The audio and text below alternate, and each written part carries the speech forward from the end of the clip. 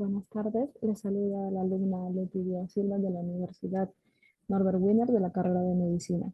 Y en esta oportunidad les voy a hablar sobre el síndrome nefrótico. Haciendo una pequeña introducción, pues podemos decir que el síndrome nefrótico es el conjunto de signos y síntomas generados por la alteración patológica del glomérulo, es decir, una glomerulopatía que se va a manifestar por las siguientes manifestaciones que voy a mencionar, ¿no? Eh, Como principal característica va a haber la proteinuria mayor de 3,5 gramos en 24 horas, el paciente va a presentar edema generalizado, hay hipoalbuminemia menor de 3 gramos por decilitro, dislipidemia y lipiduria. Esto lo vamos a entender, bueno, en la fisiopatología, cómo es que se produce. En cuanto a la epidemiología, pues podemos mencionar que las glomerulopatías primarias son la tercera causa de insuficiencia renal crónica a nivel mundial y cada vez se diagnostican con mayor frecuencia. En México, por ejemplo, hay una gran proporción de pacientes que se diagnostican tardíamente y esto es probablemente porque muchos de estos casos puedan ser secundarios a glomerulopatías que son referidas en etapa avanzada, ¿no? Por eso que es muy importante hacer el diagnóstico para dar un tratamiento oportuno. En cuanto a la etiología, bueno, aquí podemos mencionar que hay etiologías primarias y secundarias. Las primarias básicamente es porque el compromiso es inflamatorio o inmunitario y va a afectar exclusivamente al glomérulo. Y dentro de ellas pues tenemos a las causas más frecuentes como las glomerulopatías membranosas, las esclerosis focal y segmentaria, las glomerulopatías membrano-proliferativas. Y en las secundarias, estas básicamente se van a deber a enfermedades sistémicas que secundariamente van a comprometer el glomérulo, ¿no?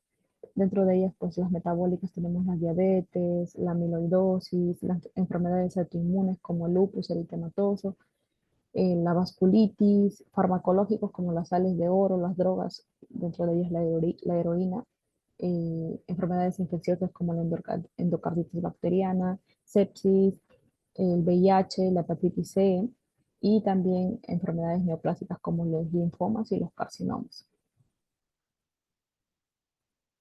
En cuanto a la fisiopatología, pues podemos mencionar que el daño glomerular va a generar aumento de la permeabilidad capilar glomerular. Por lo tanto, va a haber pérdida de proteínas, es decir, proteinuria, ¿no? Y esta proteinuria lo que genera es la reducción de la albúmina sérica, que es la encargada de dar la presión oncótica.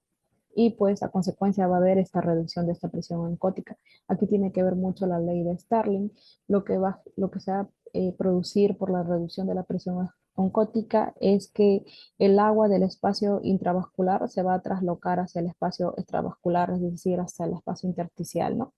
Por lo tanto, va a haber reducción del volumen plasmático, se activa la renina-aldosterona y a consecuencia de esto va a haber un aumento de absorción tubular de sodio y agua.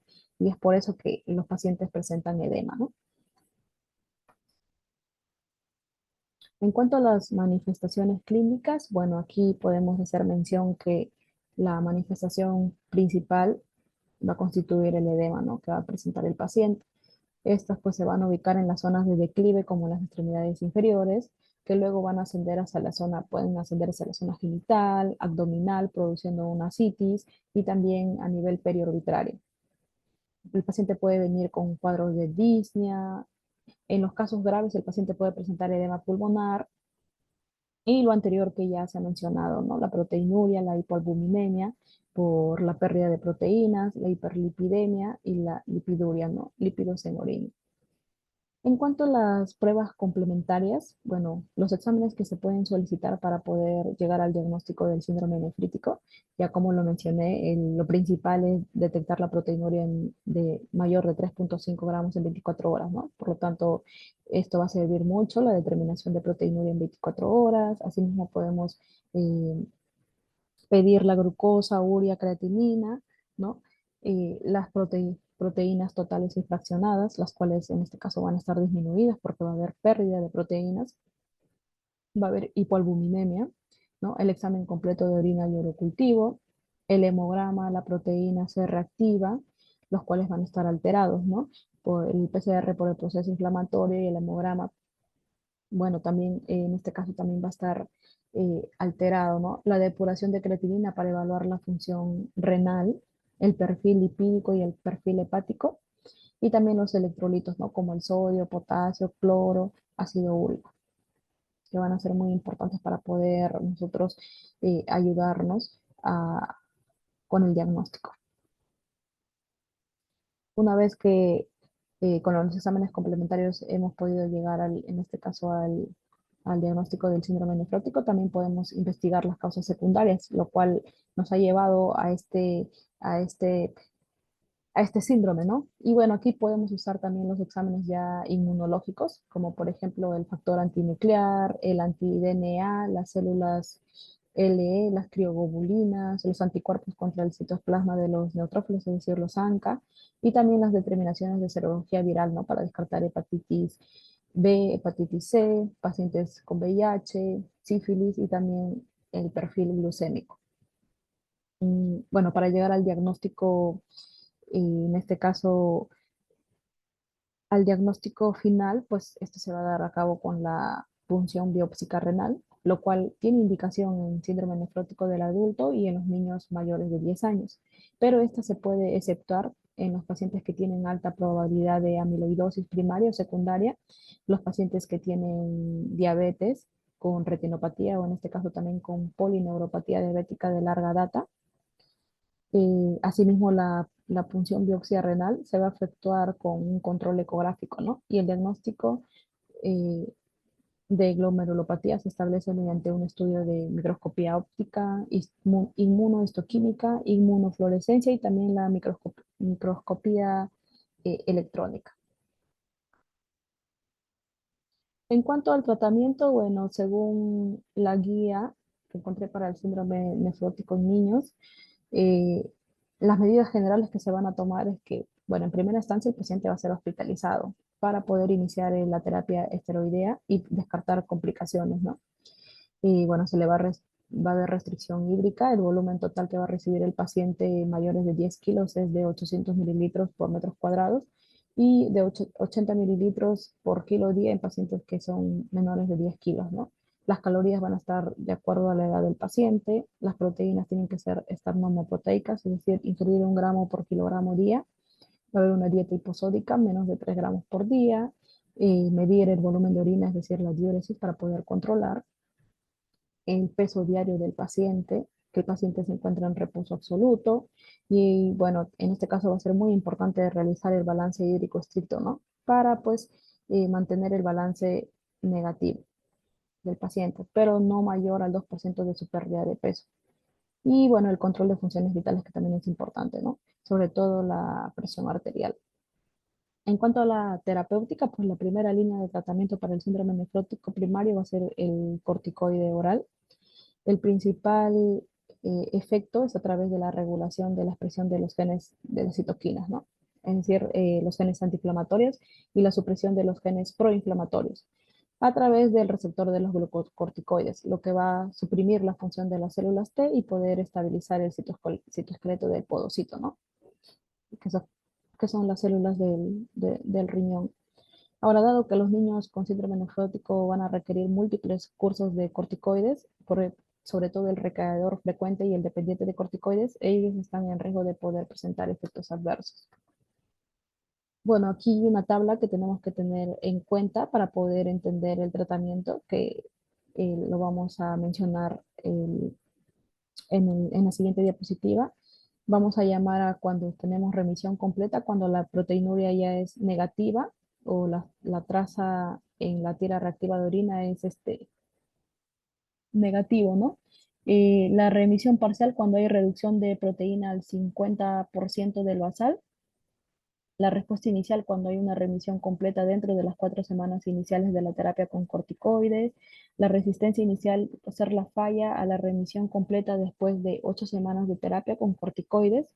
Recaída, vamos a catalogar a 3 días consecutivos de proteinuria mayor de 3 cruces en la tira reactiva de orina. La recaída infrecuente cuando hay 1 o 3 recaídas en un periodo de 12 meses. la recaída frecuente cuando hay mayor de 4 recaídas en 12 meses o mayor o igual a 2 en los primeros 6 meses de terapia, ¿no?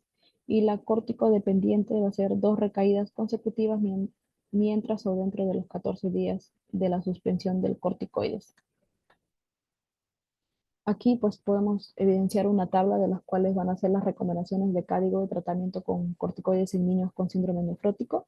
En el episodio inicial, ya como lo mencioné, se va a utilizar la prednisona de 60 miligramos metro cuadrado día por 4 o 6 semanas. Luego va a ir disminuyendo la dosis a 40 miligramos en días alternos, ¿no? Por 4 o 6 semanas. Y finalmente ya disminuir la prednisona progresivamente.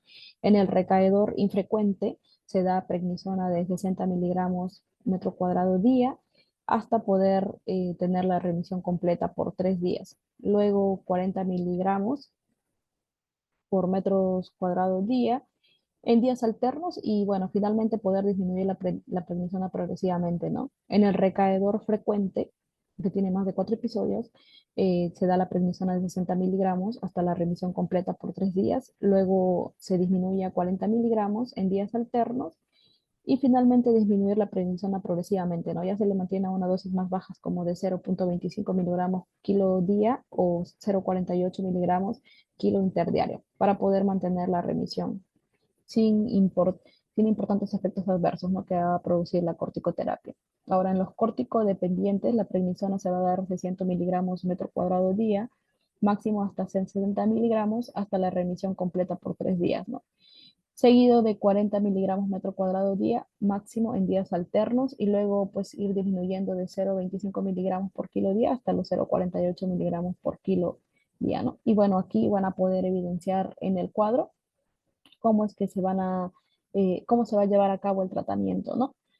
Eh, en cuanto a las complicaciones, bueno, aquí podemos mencionar básicamente que pueden haber complicaciones infecciosas y esto pues va a estar dado por múltiples factores, ¿no? Como por ejemplo los mecánicos, cuando el líquido acumulado en los miembros inferiores o el peritoneo y la pleura pueden sobreinfectarse, ¿no? Los inmunitarios, por ejemplo, cuando hay baja concentración de la IgG por la pérdida urinaria y también la disminución de su síntesis. Asimismo, también puede haber insuficiencia renal crónica y aguda, va a haber trombosis de la vena renal y bueno, el síndrome nefrótico aquí se asocia con un estado de hipercoagulabilidad de origen multifactorial y esto puede producir pues la trombosis venosa y también arteriales en distintas localizaciones. Puede haber también embolia pulmonar, la hiperlipidemia y también pues debido a la pérdida de proteínas que está sufriendo el paciente también puede haber desnutrición, ¿no? Y bueno, eso sería todo con respecto a la exposición de síndrome nefrótico. Espero que haya sido de su agrado. Con esto me despido. Muchas gracias.